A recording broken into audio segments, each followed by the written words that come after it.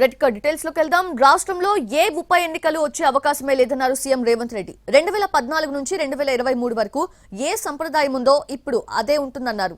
CM వ్యాఖ్యలపై అభ్యంతరం వ్యక్తం చేశారు హరీష్ రావు. కోర్టులో ఉన్న అంశంపై సభలో ఎలా మాట్లాడతారని ప్రశ్నించారు. చట్టసభల్లో జ్యుడిషియరీ విషయాలపై మాట్లాడొచ్చని మంత్రి ఉత్తమ్ అంటే సీఎం మాట్లాడిన దాంట్లో తప్పేమీ లేదన్నారు మంత్రి శ్రీధర్ బాబు. హరీష్ రావు గారు బాగా గుర్తు చేశారు. విషయం సుప్రీంకోర్టులో ఉంది. ఆ సుప్రీంకోర్టులో సబ్జుడిస్ అయిన విషయంలో లోపల నేను మాట్లాడితే కొంత ప్రొటెక్షన్ ఉంది, కానీ బయట మాట్లాడే వాళ్ళకి ఎవరికి ప్రొటెక్షన్ ఉండదు. Actual this house is immune for certain loss.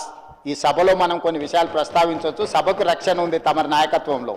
కానీ సభ బయట ఉప ఎన్నికలు వస్తాయి, అయిపోయింది, వచ్చే వారమే ఎన్నికలు, మళ్ళవారమే ఎన్నికలు, ఇదంతా ఉత్తదే అధ్యక్ష. అదేంది జరిగేది లేదు, పోయేది లేదు, ఎవరు ఆందోళన చెందాల్సిన పని లేదు. ఎందుకంటే ఉప ఎన్నికల మీద మనం దృష్టి పెట్టాల్సిన అవసరం లేదు. గౌరవ ముఖ్యమంత్రి గారు మాట్లాడుతూ ఈ హౌస్కు ఇమ్యూనిటీ ఉంది, ఈ హౌస్లో మేము కోర్టుల గురించి కూడా ఏదైనా మాట్లాడొచ్చు అని ముఖ్యమంత్రి గారు మాట్లాడారు. I'm quoting Kaul and Shakdher. Judge గారి రిమూవల్ గురించి తప్ప సుప్రీంకోర్టులో కానీ హైకోర్టులో పెండింగ్ ఉన్నటువంటి విషయాన్ని సభలో మాట్లాడకూడదు అని కౌల్ అండ్ షెక్దర్లో చాలా స్పష్టంగా చెప్పడం జరిగింది. పార్లమెంట్లో రొటీన్గా సబ్జుడిస్ మ్యాటర్స్ డిస్కస్ అవుతాయి.